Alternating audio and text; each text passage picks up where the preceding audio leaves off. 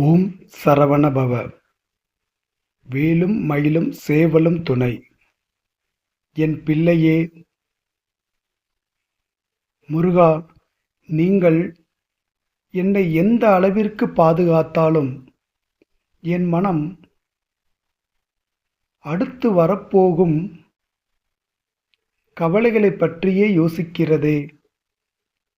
வரும் மகிழ்ச்சியை கூட முழுதாக ஏற்றுக்கொள்ள முடியாமல் வரப்போகும் துன்பம் ஏனோ மனதில் ஓடிக்கொண்டு இருக்கிறது என்று சொல்கிறாய்.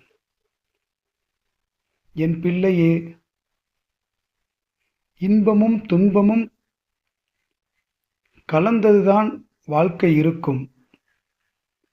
ஒரு கவலையை பல நாட்கள் சுமக்க முடிகிற உன் மனதிற்கு ஏன் மகிழ்ச்சியை மட்டும் சில மணி நேரம் கூட